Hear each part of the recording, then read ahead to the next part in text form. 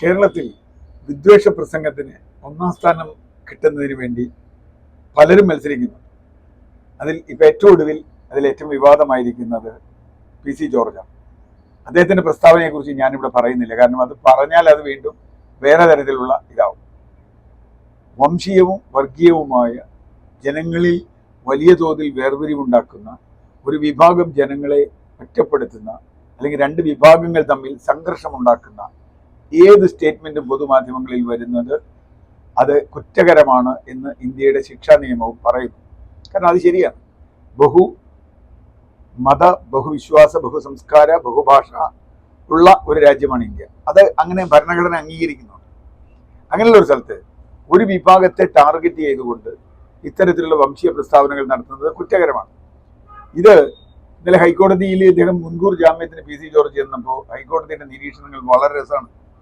എത്ര കൊല്ലം MLA ആയിരുന്നൊരു മനുഷ്യനാണ് താങ്കൾ, എത്ര കൊല്ലം പൊതുപ്രവർത്തകനായിരുന്നിട്ടുള്ള ഒരാളാണ്, എന്നിട്ടും ഇത്തരം വിദ്വേഷ പ്രസ്താവനകൾ നടത്താൻ നിങ്ങൾക്ക് എങ്ങനെ കഴിയുന്നു? ഇങ്ങനെയുള്ള ആളുകൾ ശിക്ഷിക്കപ്പെടാതെ പോയിക്കൂടാ എന്ന് ഹൈക്കോടതി പറയുക തന്നെയാണ്. പറയാതെ പറയുകയല്ല, നേരിട്ട് പറയുകയാണ്. കാരണം ഇത്തരം ആളുകൾക്ക് ജാമ്യം കൊടുക്കുന്നത് വഴി ഒരു തെറ്റായ സന്ദേശമാണ് നമ്മൾ സമൂഹത്തിന് കൊടുക്കുന്നത്.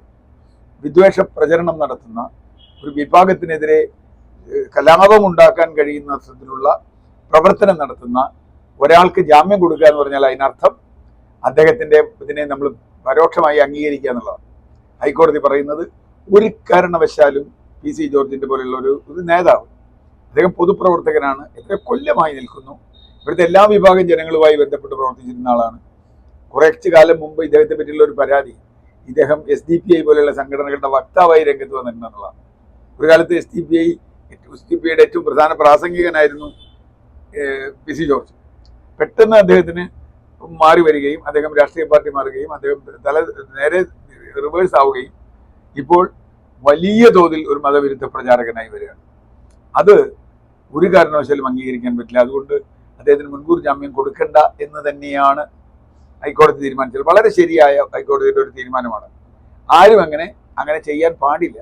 പ്രത്യേകിച്ചും നാക്കിന് എല്ലില്ല എന്നതുകൊണ്ട് എന്തും പറയുന്ന സ്വഭാവക്കാരനായ PC ജോർജിനെ പോലെയുള്ള ആളുകൾക്ക് മാതൃകാപരമായി ശിക്ഷ കിട്ടിയേ പറ്റും. എപ്പോഴെങ്കിലും ഒരിക്കലും ഒരു നാക്ക് പിഴ കൊണ്ട് എന്തെങ്കിലും ഒരു പ്രശ്നം ഉണ്ടാകുന്ന ഒരാളല്ല. നാക്ക് എപ്പോഴും പിഴച്ചതായ ഒരാളാണ് PC ജോർജ് എന്നാണ് എനിക്ക് തോന്നിയിട്ടുള്ളത്. അങ്ങനെയുള്ള ഒരാൾക്ക് ഒരു കാരണവശാലും ഒരു ഇളവും നമ്മുടെ നിയമവ്യവസ്ഥ കൊടുക്കാൻ പാടില്ല. അദ്ദേഹത്തിനോട് കോടതിയിൽ ഹാജരാവാൻ പറഞ്ഞിട്ടുണ്ട്. അദ്ദേഹത്തെ അറസ്റ്റ് ചെയ്യാൻ സാധ്യതയുണ്ട്. കാരണം അദ്ദേഹത്തിന് മുൻകൂർ ജാമ്യമില്ല, ഹൈക്കോടതി തള്ളിയിട്ടുണ്ട്. ഇനിയിപ്പോൾ സുപ്രീം കോടതി പോകുമെന്ന് നമുക്കറിയില്ല. പക്ഷേ കേരള ഹൈക്കോടതിയുടെ ഈ ജാമ്യം തള്ളിക്കൊണ്ടുള്ള വിധി തന്നെയാണ് ഇന്ത്യയുടെ ശിക്ഷാ നിയമത്തിൻ്റെയും ഇന്ത്യൻ ഭരണഘടനയുടെയും കാതൽ എന്ന് ഞാൻ കരുതുന്നു. ആ കാതൽ സംരക്ഷിക്കാൻ ഇപ്പോഴും കോടതികൾ തയ്യാറാണ്. കോടതികളാണ് നമുക്കുള്ള അവസാനത്തെ ആശ്രയം. ആ അർത്ഥത്തിൽ രാഷ്ട്രീയ നേതാക്കൾ പലപ്പോഴും ഇപ്പോൾ PC ജോർജിനെ പോലെ ഒരാളെ ശിക്ഷിക്കാൻ ഇത്രയൊന്നും കാത്തിരിക്കേണ്ട ആവശ്യമില്ല. എന്നെ അറസ്റ്റ് ചെയ്യാമായിരുന്നു. അദ്ദേഹത്തിൻ്റെ ഒറ്റ പ്രസ്താവന വെച്ച് അദ്ദേഹത്തെ അറസ്റ്റ് ചെയ്യാം. അദ്ദേഹത്തിന് മുൻകൂർ ജാമ്യം കിട്ടുമെന്നും നോക്കേണ്ട കാര്യമില്ല. കാരണം അദ്ദേഹം പിന്നെയും പുറത്തു കിടന്നിട്ട് പിന്നെയും വീണ്ടും വീണ്ടും പറഞ്ഞുകൊണ്ടിരിക്കുക. അപ്പം അങ്ങനെയുള്ള ആളുകളെ മാതൃകാപരമായി ശിക്ഷിക്കേണ്ടത് സ്റ്റേറ്റിൻ്റെ ജോലിയാണ്. ഇദ്ദേഹം ഈ പ്രസ്താവന നടത്തിയിട്ട് ഇപ്പോൾ ആഴ്ചകളായി. ഈ പ്രസ്താവന നടത്തി കഴിയുമ്പോൾ അദ്ദേഹത്തിനെ അപ്പം തന്നെ പിടിച്ച് ജയിലിടാം. അദ്ദേഹത്തിനെതിരെ വാറണ്ട് കൊടുത്ത് ജയിലിടാം. എൻ്റെ അദ്ദേഹം ഒരു ജയിലിലാവാഞ്ഞത് അത് സ്റ്റേറ്റ് ഈ ഹൈക്കോടതി കാണിച്ച ഒരു മര്യാദ അല്ലെങ്കിൽ അതിൻ്റെ ഒരു ഭരണഘടനാ തത്വം കേരള ഗവൺമെൻറ്റിന് ബാധകമാണോ എന്നുള്ളതാണ് ചോദ്യം. ഇവിടുത്തെ പോലീസിന് ബാധകമാണോ? ഇങ്ങനെ പറഞ്ഞ ഒരാളെ എന്തിനാ വേറെ ചെയ്യുന്നയാൾ പിന്നെ ജയിലിലിട്ടിട്ട് പിന്നെ ആ കേസ് അന്വേഷിക്കുകയോ മജിസ്ട്രേറ്റിൻ്റെ അടുത്ത് കൊണ്ടുപോയി ജാമ്യം എടുക്കുകയോ എന്തെങ്കിലും ചെയ്യട്ടെ. ഇത് ആദ്യത്തെ തവണയല്ലല്ലോ PC ജോർജ് ഇങ്ങനത്തെ പ്രസ്താവന നടക്കുന്നത്. ഇതൊരു നിരന്തര പതിവായിട്ടിരിക്കുക. അത് കേരളത്തിൽ മതവിഭാഗങ്ങൾ തമ്മിൽ വലിയ തോതിലുള്ള സംഘർഷം ഉണ്ടാക്കാൻ പറ്റുന്ന രൂപത്തിലുള്ള ഇടപെടലാണ്. ആ ഇടപെടൽ അനുവദിക്കാൻ പാടില്ല. പ്രത്യേകിച്ചും കുറെ കാലം MLA ആയിരുന്ന, ചീഫ് വിപ്പ് ആയിരുന്ന PC ജോർജിനെ പോലെ ഒരാൾ, അദ്ദേഹത്തിന്റെ പിന്നാലെ ഈ മാധ്യമങ്ങൾ പോയി ഇത് പിടിക്കുന്നത് തന്നെ ശരിയാണോ എന്ന് എനിക്ക് സംശയമുണ്ട്.